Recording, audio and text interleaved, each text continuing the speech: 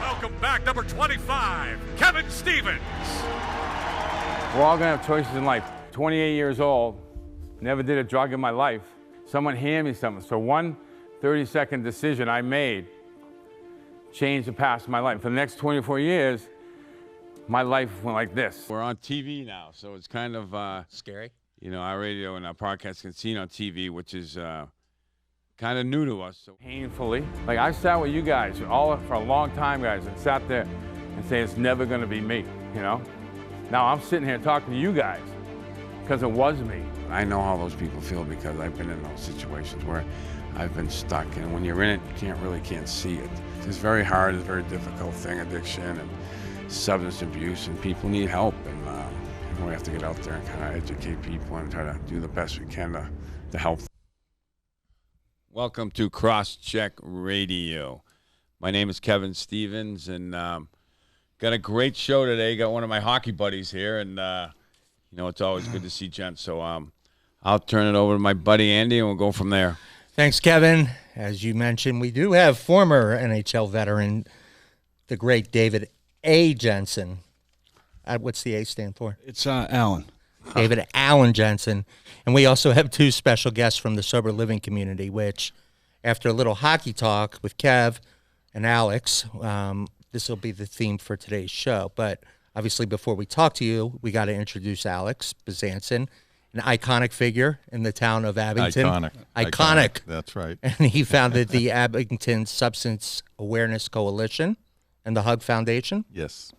And we're going to hear from our other host, co-host Alyssa Horton, in a few.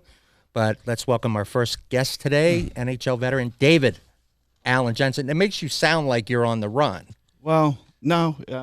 What happened was there was a reason for that, right? On the 84 Olympic team, we had two David Jensens, believe it or not. Not Jansen. Nope, Jensen. Jensen. And there was a David H. Jensen. David H. Jensen. David A. You guys talk hockey. We do. All right. Yeah, no, it's we talk hockey. It's always good to see Jen. It's funny, we kind of grew up together, playing against each other, watching each other, and once you're kind of a Boston hockey guy, we're pretty connected with pretty much everybody we play with around here, which is great, right? Yeah, for life. Kevin was such a great kid. I remember in high school, what a great player, but just a better person. I see guys like Stevie Leach. Yeah. Same type of thing. He was our area. He's great, yeah. We just love guys. There's a special bond there between us all. Yeah, it's awesome. So totally. All right, let's talk a little bit about how you played in the Olympic team in '84. That's kind of where you guys. I think the hardest thing was the '80 team winning. You guys were the next. Next time. I played in '88, so it was 8 years away. So we had a little less pressure. And a lot lower bar, considering we finished in 7th place as opposed to 1st place. And you actually had some great players, great talent on the '84 team. We did. We had a couple of probably the best Americans ever, and Chris Chelios and Pat LaFontaine. Just phenomenal. Your team was stacked. Yeah, we had a lot of good players, too. It's crazy how hard it is. That's why you look at the 1980 team. For that team to win. Was unbelievable, wasn't it? Think about it. It's totally. just, the team, that Russian team they beat, unbelievable. It's almost impossible. But it's so from there you went on to play some pros. You went. Unfortunately, I played in the Olympics. As a senior in high school. Yeah, you were young. Yeah. I was young, and back then, as you know, we left in August and we came back in February, basically. And I came back to high school and played 2 high school games after the Olympics, and then. Did you win? We won. So it was kind of a weird experience. It was unique. And then I signed with the Hartford Whales and started out of high school. And unfortunately, my first year I blew up my knee. Yeah, and you got banged up. Yeah, reconstructive knee surgery and then shoulders. And back then it was tough. Now the surgery's like they can fix it. Back then it's major surgery. It was a toolbox on the knee, so to speak. And good luck, as far as the hockey career goes. But it was still, I played 8 years of pro hockey, and it's relationships I took out of it. Yeah. It was phenomenal. I obviously, because of injuries, I wasn't able to reach the potential I was supposed to reach as an NHL player. But hey, listen, it was 8 years of pro, and it was guys like you. Oh, that's what we take out of it. And I talk to guys like Pat LaFontaine. He's like, Pat is great. Yeah. We never, goals and assists. We don't talk about that. We talk about the fun times, the relationships, and that's what it's all about when it's all over. That's what you take away with it. Yeah, there's so many great relationships, and like anything. All right, so then we move on a little further. And we get stuck in this beautiful thing, addiction. It's kind of like believe me, I'm not saying I'm the same as you. We all kind of you're getting this.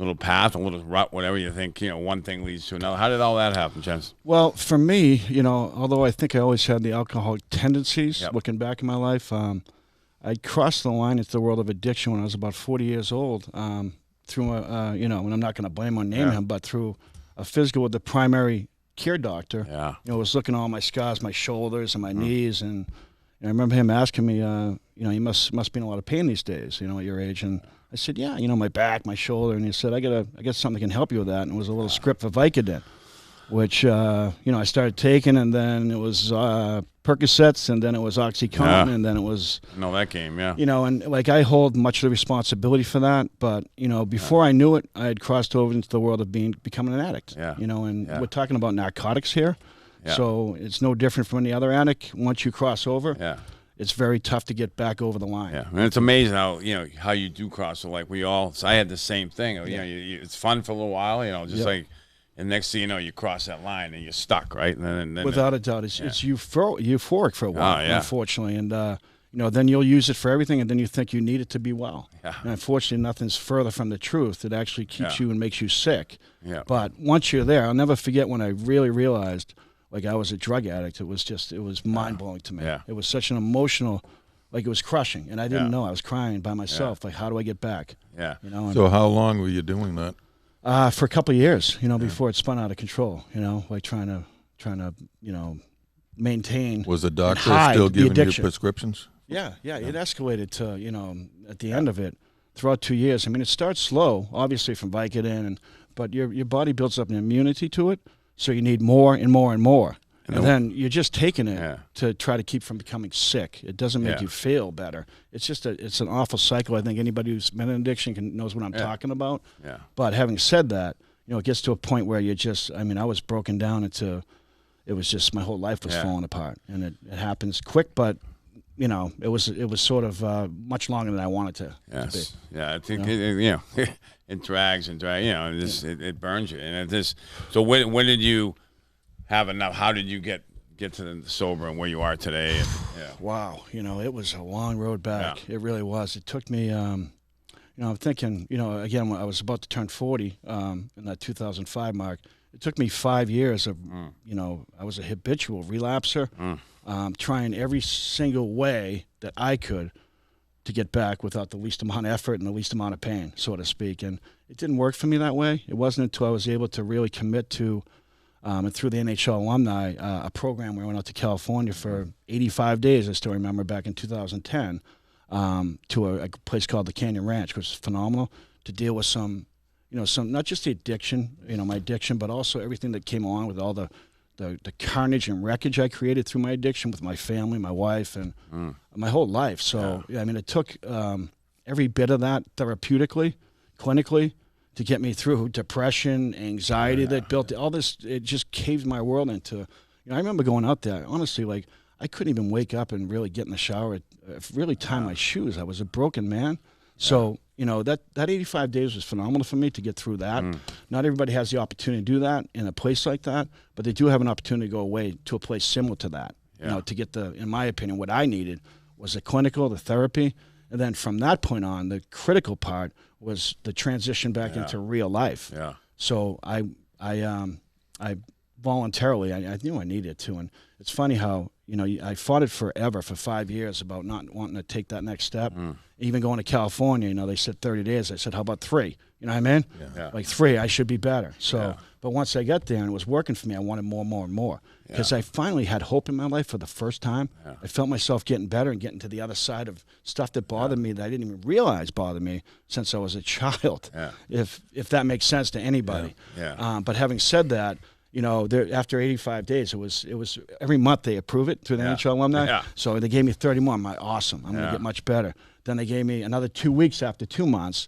And then, at 85 days, they're like, you're ready to, not the NHL alumni, but the clinicians are like, you're ready for the next step. So then I moved on to a sober home, which I went to, and, I started out at 3 months, and I wanted another 3 months, and I was at 6 months there.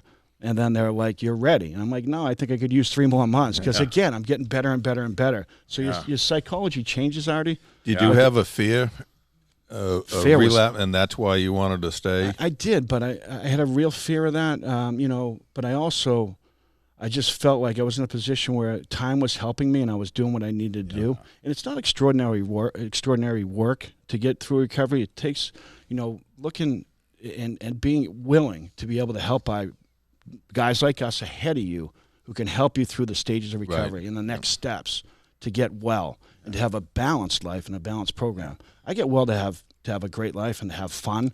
Yeah. And I didn't realize, as I was sick through the years, it became overwhelming to me, thinking like I can never be perfect in the program. I do enough to get well. But that's so important. I think, the willingness to go out to the canyons, and get it, that's your first step. But I think the biggest thing is, like you said, the transition. For me, every time I went into a lot of rehabs too. Yep. And I used to leave and I said, "What are you going to do different?" No, I'm just going to go home. I'm going to go home and see how this thing works, and then. About 4 or 5 days later, I'm kind of hanging out with the same people, and next thing you know, I'm back in where I started again. Didn't want to, right? But it was one little quick decision, and I'm on the run again. And then I think the biggest thing that we all can do is time, right? Without time, and then the transition where you can be with people that are in recovery every day, instead of jumping into your friends, where you're getting back into those places and. Now you got, you're doing great stuff. You're 8 years sober. You're a day at a time doing awesome stuff. So where are you now? What's I'm actually, what you're doing now? I do. I have a nice balanced life. So I work at a premium level sober home as a sober coach and program manager there. So I'm able to help a lot of guys, in recovery through that. Usually they're coming out of an inpatient setting like we've been to, with that transition into the life and getting back with their families, the reintegration into work and real life, which is phenomenal for me. And then I also run DAJ Hockey, which is a for-profit and a non-profit for street hockey and anti-bullying programs, which is probably the most important thing I do with the kids. He does a lot of that stuff. We actually have one coming up this week. In Abington, the Abington Police Station this Saturday from 11 to 1 with the police chief.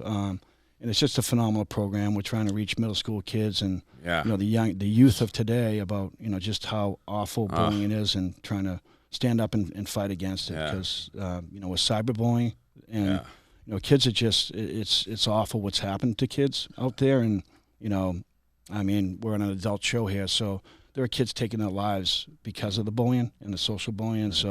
And people don't realize there's not enough awareness and education. But we're trying to go to the root of it and work with the kids and mentor the kids so that we can change that. We've had several here in Abington. We have. Junior high kids, high school kids. Because you're an icon in Abington. Well, So I have a question for you. We talk about sober homes, sober living, and you work for a facility outside Boston, as we talked about. Sure. Tell us what sober living is for people out there who may not know exactly what it is. And just a little more insight to it and what the advantages are to it. Well, it's coming out of, usually, again, it's either a detox or inpatient. It's reintegration into life, and we're there to help coach them and help them sort of through the stages of recovery, because it's important to get back, whether it's family or job, to create a wellness plan. Everyone's different. We try to evaluate and work with each client that comes in, see where they're at, what their history is, and where they want to be. Okay. So it just puts together a plan and gives them time, like we talked about. I was lucky. I had 3 months in a place because, I got funded by the NHL. But most guys get 30 days. So 30 days and back in the same environment you talk about, I don't think you have much of a chance. If you can get to a safe place where, you have recovery coaches working with you and program managers, putting together a wellness plan for you and creating, a structured program in AA. It's AA-based, but there's different pathways to recovery we work with. You do a lot of different things in your facility. Right. So, and if you can put together the time, whether it be 3-6 months, it's going to give you such a much better chance at recovery. Okay. And that's what it's all about. What's the average time in your facility? Well, it's we're a new place, so it's the first year. But, and I've been in sober houses. Usually it's 3 to 6 months. Like I said, I stayed 6 months after 3 months. So I actually almost had a year of these type of facilities. But, I was willing. I knew I needed it at the time. And it really helped me with, again, reintegration to my family and my children, and everything else the wreckage that I created. I needed that time. I needed to be in a safe place, and I think most people do if you're anything like I am. to get to long-term recovery, and it worked for me. I tried every other way, like I said, for 5 years to cheat the system, so to speak, and do it my way and just cut short a little bit. And it never worked, so finally I was willing to do that, and I was willing to take the advice of guys that I trusted in front of me, every step of the way. Because, again, for me, and I think for most, the stages of recovery, you can't speed it up. Into a 30-day, I'm all set, and I'll just do meetings, or, it's 3 months, and then I'll do this. And, like, for me, I need to go through the stages of recovery in a safe place through that first 3, 6, 9 months. And, again, it worked for me to this point, and I feel pretty good, and I feel like I have a really good, stable life. And, I was able to reintegrate with my family, my kids. And we talked about this already. I remember with my kids when I was sick and I didn't know how to get out of it, I could remember the expression on their faces, how, they used to be so proud of me. And I remember the expressions on their face where I could see how they were just so embarrassed and disappointed by me. And, it was such a sick feeling. And I didn't know how to deal with it, and I didn't know how to change it until I got into an environment. I remember when I was getting well, and they're like, it all started to change. And I remember them just saying to me, we just want you to be our dad. You know what I mean? We just want you to be you and there for us. You don't have to be any superhuman being or anything like that.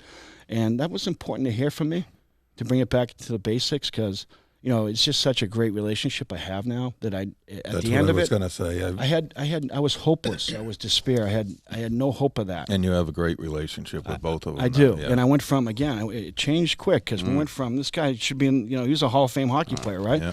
So you go from that person to a broken down man that your children can't even look at. It's just the saddest, sickest place to be. But again, I was fortunate to be able to take the advice and to get onto a program with people who were willing to help me, and it saved my life. Yeah, it's amazing. We're at Jensen now. It's like you said, it sneaks up on you, and then your next show you're affecting everybody around you.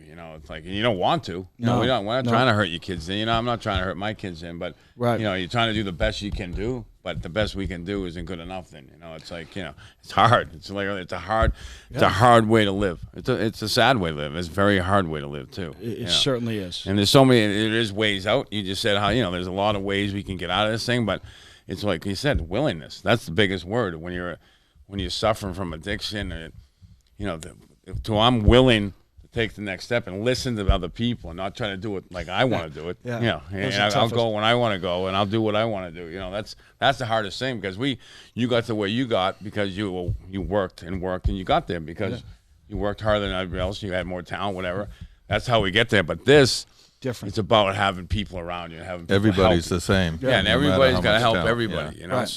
So what was the turning point for you? I mean, I've known you for about 10 years now, and it was before that. Well, you were going into your recovery when we first met. What was the turning point for you? Do you remember a specific day when you said, this is it, I got to do something? Oh, geez, there were a lot of days like that. Like I said, I think I crossed over the world of addiction in that 2004 mark. I finally went to my first detox right during my 40th birthday. So having said that, there wasn't one particular moment. There were many moments I knew that this is it for me, but I didn't know how. I didn't know what to do. Again, I had to turn it over to people in front of me and people that could help me. But I had to be willing to go through the process and patient enough to deal with the stages of recovery. Like I wanted everything instant. I wanted it now. Artie just talked about it. We grew up as hockey players. Like, we grind through it. We work through it, and that's how we'll get success. It's not like that with this. It's not going to happen overnight. It's not like I can work out and this is out of my system. Or, this is a totally different world and process. That takes a lot of willingness and a lot of help. You can't do it by yourself. Not that we couldn't hockey because it took a team, but for individually, like this is a whole different world. So, like I knew the turning point. Like I knew, like the turning point for many, many years. It wasn't until I was willing to get into a program of recovery that it changed for me. But again, like I felt it happen within the first month I was there. Like I felt like, man, I got a shot at this. Like I can recover from this. When in the 5 years previous to that, I never had that, but it was all me. It was all in my mind, and you know how it is, right? Like and finally, when you finally turn it over and you figure, you know what? Like I'm doing all right here. I got a shot. You probably remember that, Artie. Because I battled this addiction. At the end of it, I did not have any hope. I was completely despair. So we're going to take a break. and then we're going to be right back. You got it. All right, you stick with us? I think the Senate needs a breakover. He looks tired. That's right, Fatigued, the iconic figure. All right. The senator. That's Right. We'll be right back on Crosscheck. You got it. 1, 2, 3, 4. Boston, for Boston, we sing out that refrain. For Boston, till wisdom's earthly flame.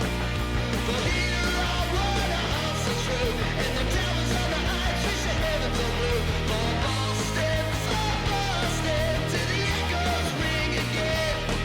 For Boston, till the echoes ring again.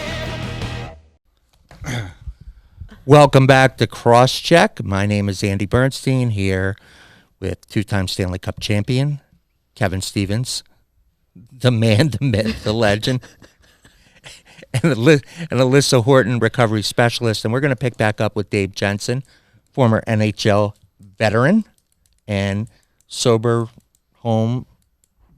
Recovery coach, program manager. There you go.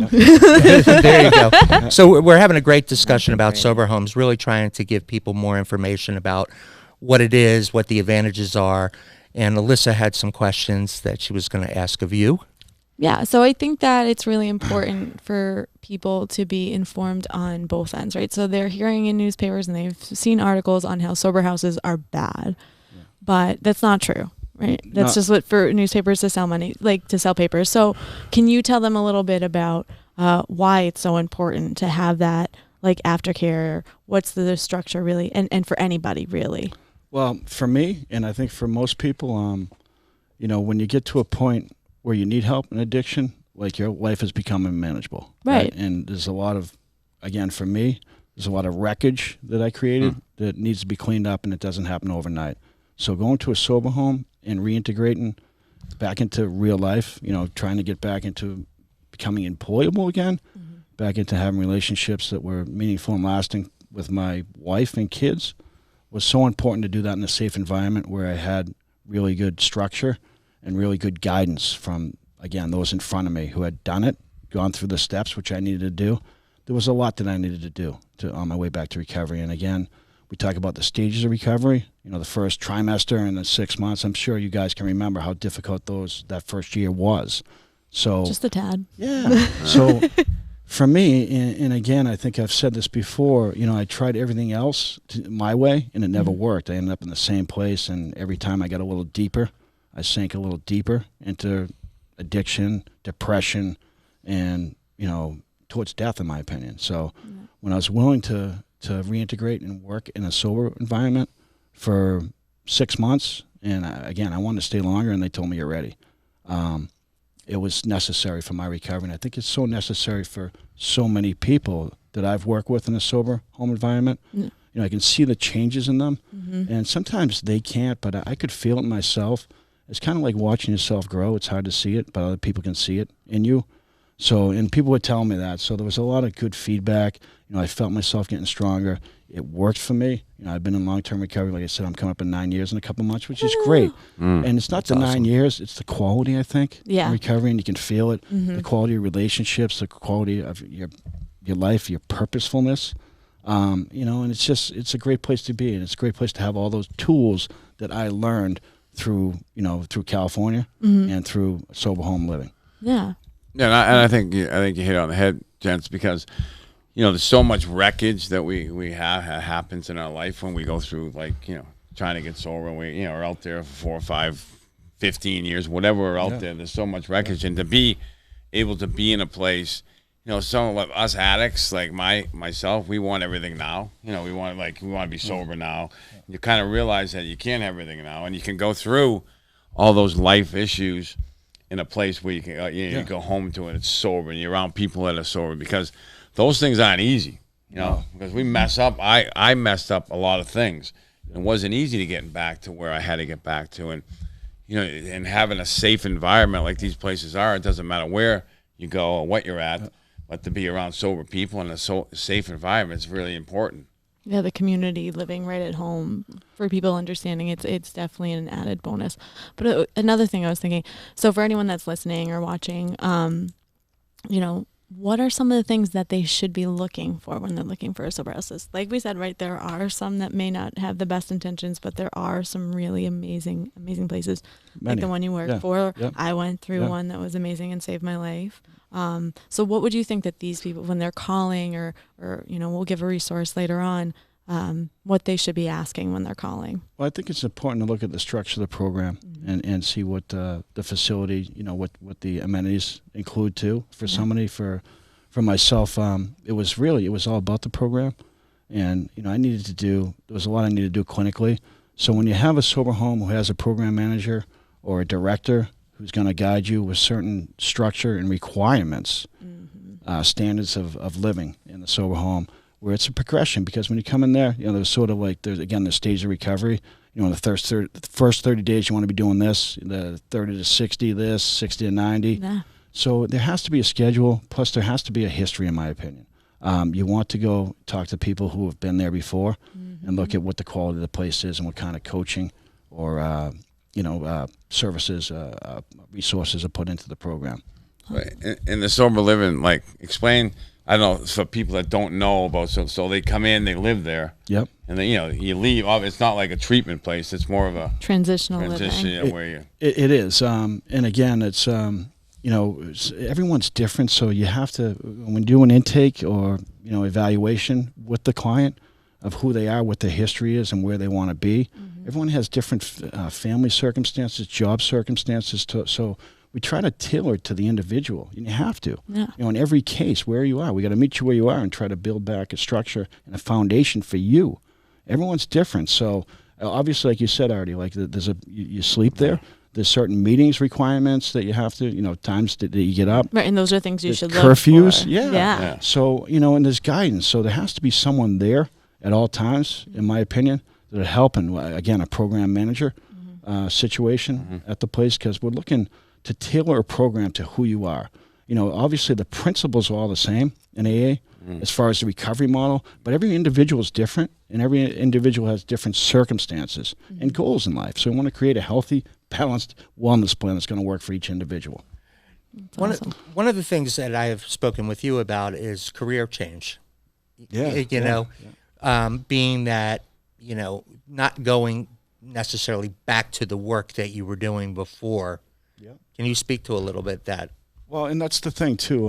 You and I talked about not all careers are healthy careers, as we know. So, and that's the one thing you want to, again, an intake situation. Kev's doing broadcasts night. Yeah, I mean, it's awesome, but you want to find amazing. Why am I doing broadcast? Right now. I know.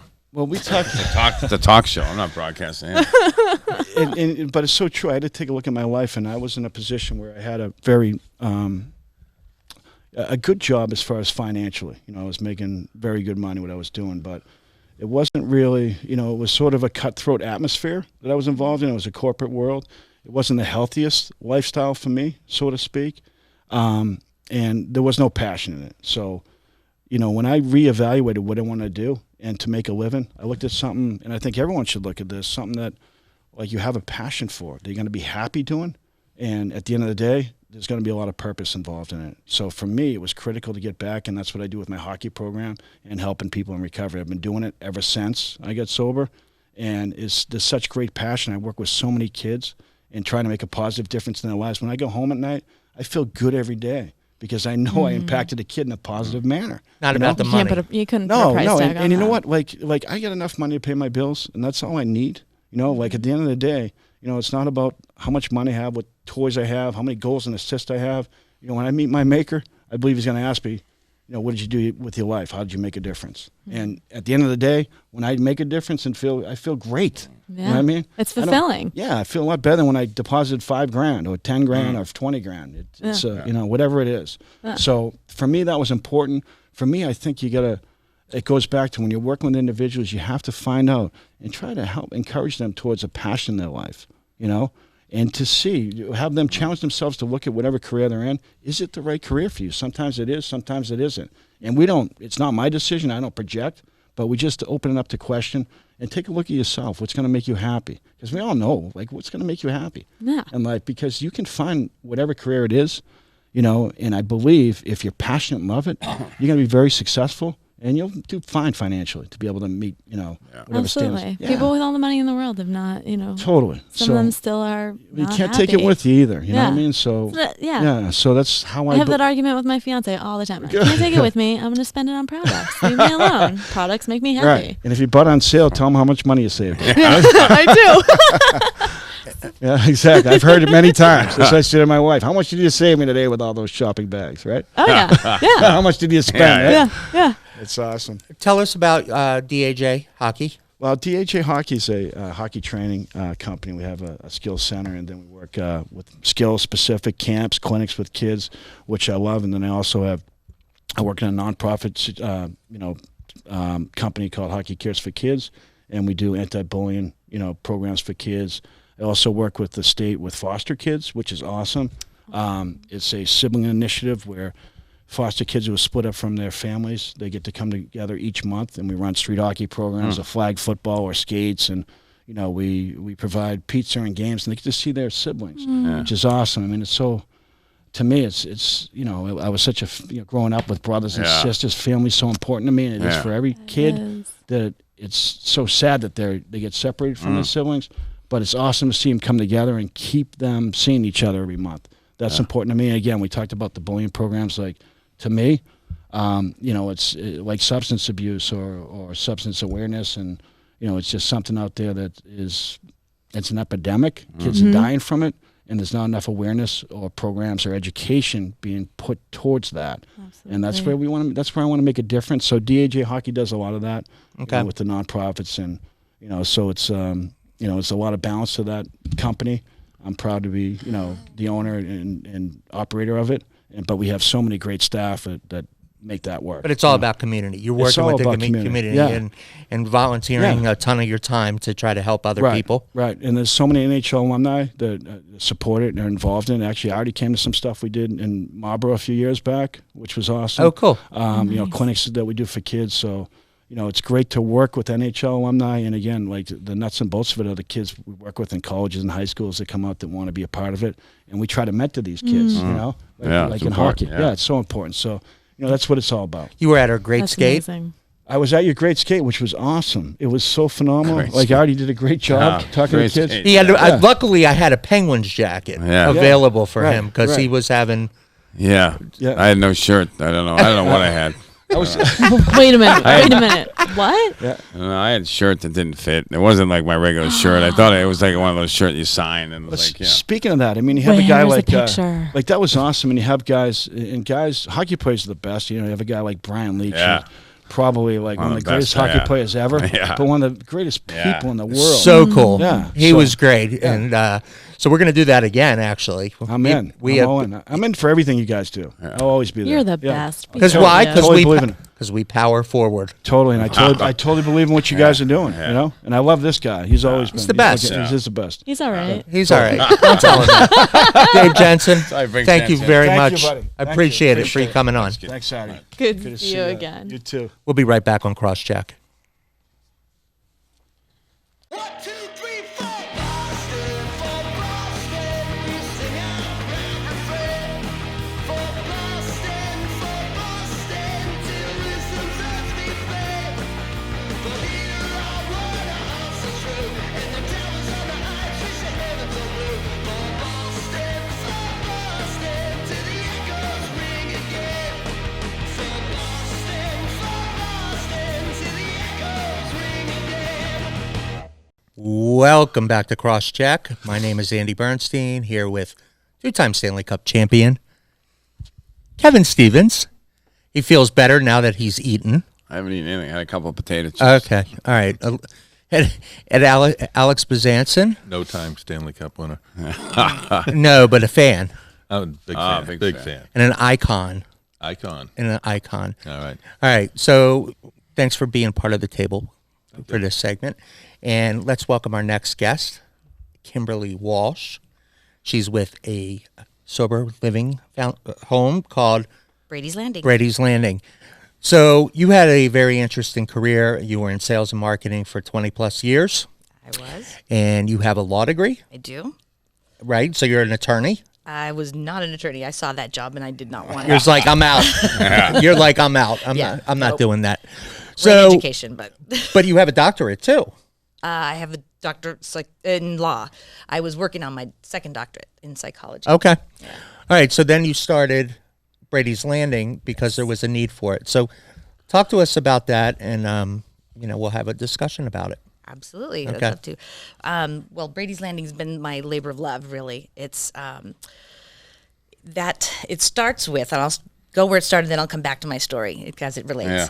So this, the property itself is just a magical place. It was where I went every summer as a kid. I went and saw my grandparents. They lived there. They built the house. My great-grandfather built the house. The place is amazing. It belies really any oral description, but I will tell you, there's a long, windy driveway that goes and it opens up into like 2.5 acres of this lush landscape overlooking the water, the salt marsh. You can see the boardwalk. It's just, and you're surrounded by nature. We don't have any neighbors. It's an amazing place, and it represented so much to me as a kid. So fast forward now, 20 plus years, I was a very high-functioning alcoholic. So I enjoyed the high life. It looked really good from the outside. I was running multi-million-dollar corporations, growing companies, just having a great time in Southern California, till I wasn't, and it caught up to me.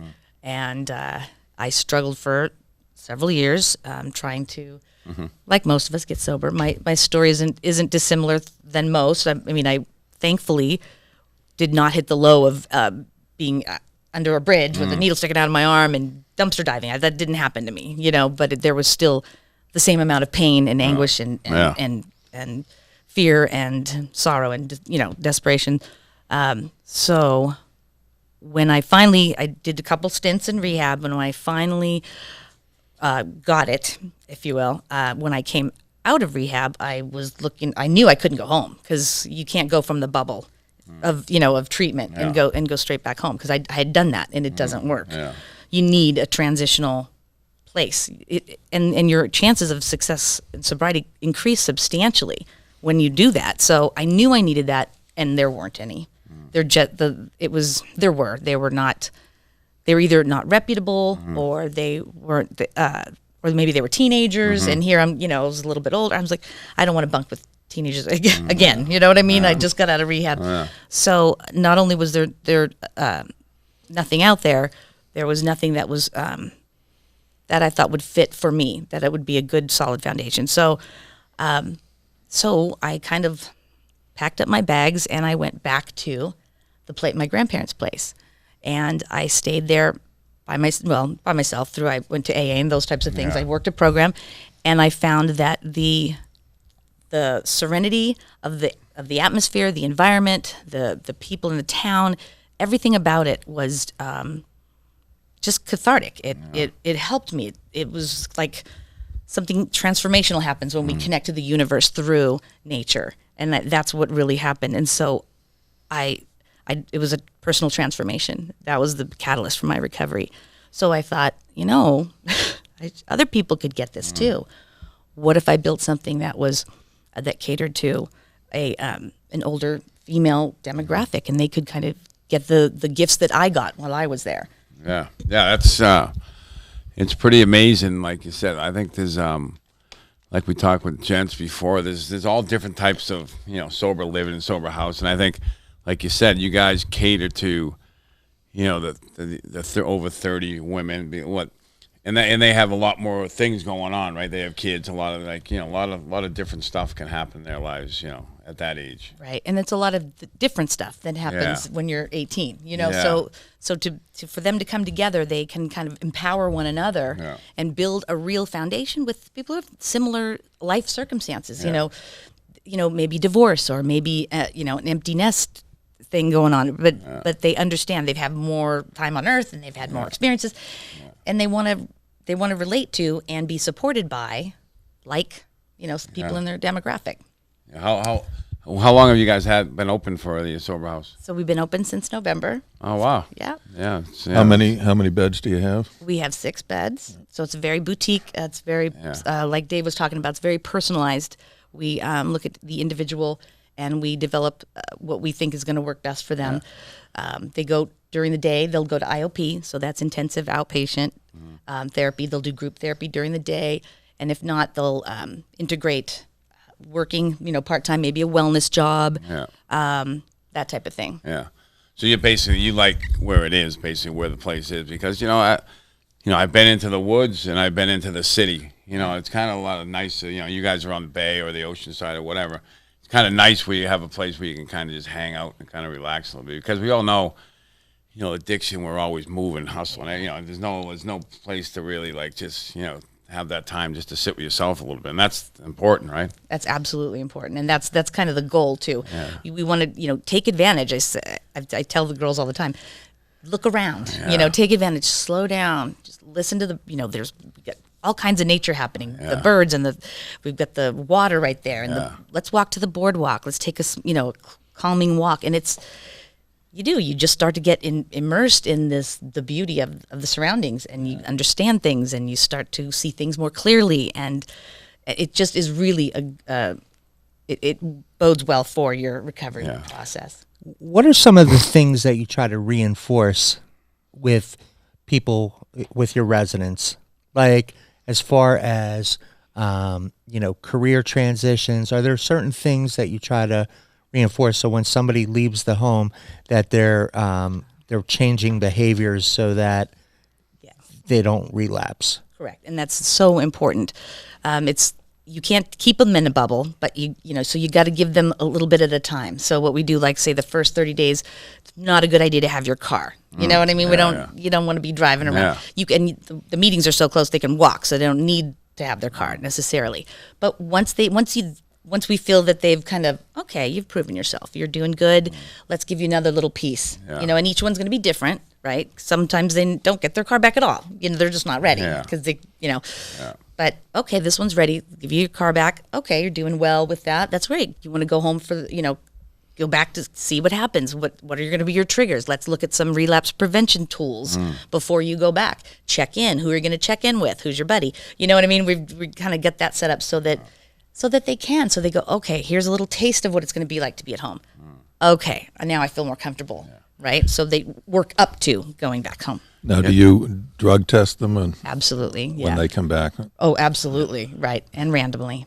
And I think that the 30-year-old women, a lot of them are married. A lot of them are transitioning back to their kids, which, kids are great, and kids are, but the pressure. That's you're just leaving by yourself, and you've learned the steps of what you have to do. Sometimes it's about jumping back into a family atmosphere with kids is also a little tougher situation too, right? It is a tougher situation, and absolutely, we've seen that a lot with the children, and that's kind of why I think it is that women don't get treatment as much as men do. I mean, the men's sober houses are ubiquitous. They're everywhere.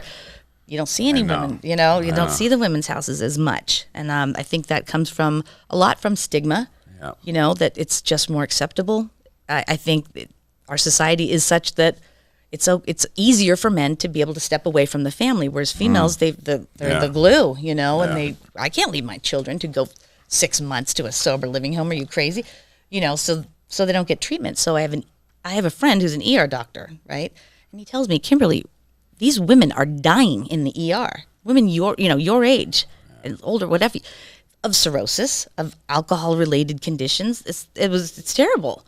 So that was another reason. And then the Cape, of course, hot, very per capita. I think we had more alcoholics than we've got the veterans and things like this and the older. So I thought, well, there's definitely a need.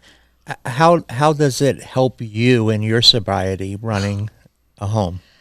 Can I tell you a quick story? Please. So one of my first clients came to us, and she was, this poor woman was broken, just broken. She wouldn't make eye contact. She was, sad. It was terrible.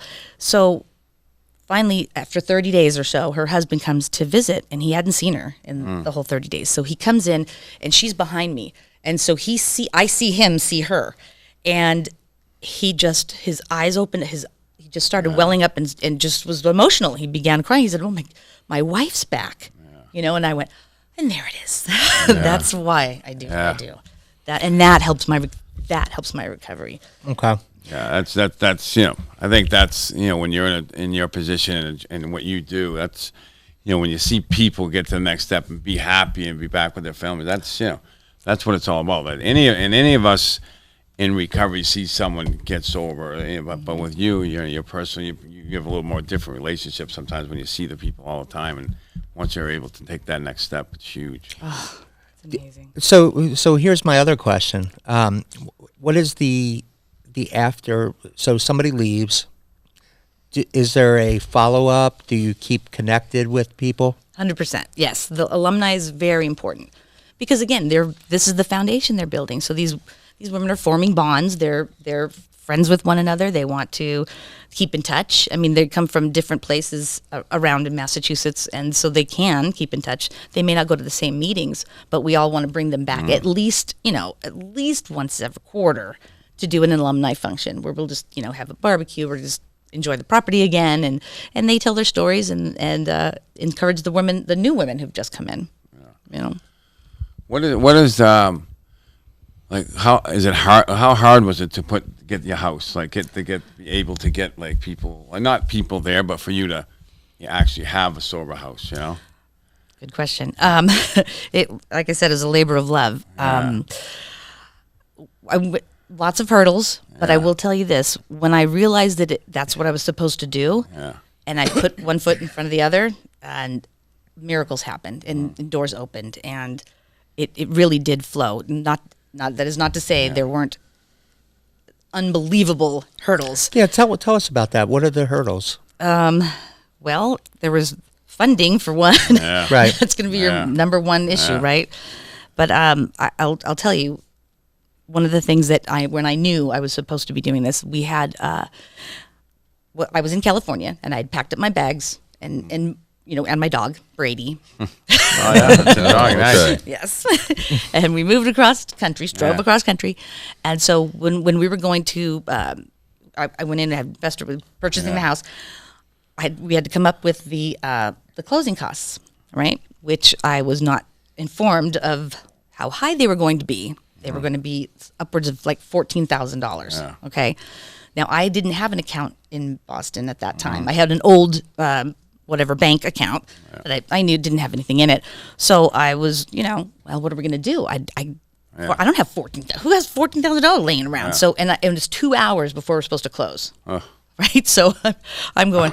So I'm calling my bank. What am I going to do? No, can I wire it? Get me the things. I need the money. I'm calling friends. Nothing. Now we're down to an hour, and I have to. So the clock is ticking. The clock is ticking. So I don't know what to do. So I'm sitting at the bank that I had before, and the woman says, Miss Walsh, you sure you don't want to check this account? I said, I haven't looked at this account in 2 years. Believe me, I would know if there was any money in there. I'm very frugal. So she says, well, let me just look it up, just in case. So she looks it up, and she just looks at me, turns the screen around, and there's not $15,000, not $13,000, but $14,000 Wow. in that account. Wow. So you knew at this point this was divine intervention. Yeah. This is definitely not just. I don't know where it came from. True story. And you're not going to ask. And I'm not going to ask. If it was a mistake, okay, yeah, just go ahead. She said, would you like me to wire that? Yes, please get the quickly before they. That's great. That's awesome. Yeah. So tell us, what is your hope for the future, for sober living? I want to save everybody. Yeah. Yeah. You want to open more? You just want. I do want to. Yes, I do. I think that will be the direction that it goes. Women. From what we've seen, women, there's a huge need for women sober. We've been involved with Teen Challenge, and even they have a women's facility now. They have an adolescence facility, but there's it like you said, most of it is geared toward men in the recovery industry, and there's a huge need for women facilities. 100% agreed. Well, we can't thank you enough for coming on the show today. It was quick and painless, right? Yeah, it was like, rip the Band-Aid off. I know. We're figuring this out as we go, but we have a studio audience. Love it. We have great stuff. So if you want to learn more about sober housing as a whole, you can visit the Massachusetts Alliance for Sober Housing. Correct. MASH. MASH. And I'm sure there's national ones as well. There are. There's NARR, which is the National Alliance of Recovery Residences.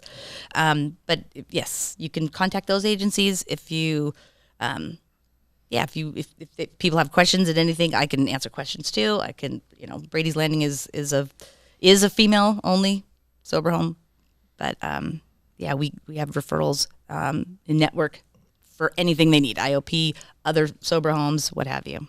Awesome. Well, thank you so much. And that's our show for the week. Thank you to Lisa Bazanson. Lisa. Thank you. Alex, Kevin, Alyssa, Dave Jensen, of course. And our studio audience. And our studio audience, Nancy.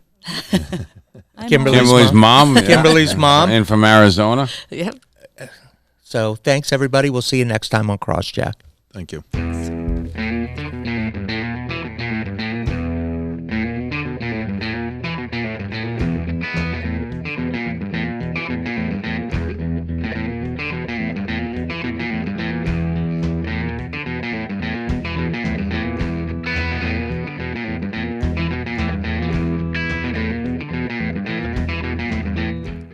Special thanks to community supporters of the show.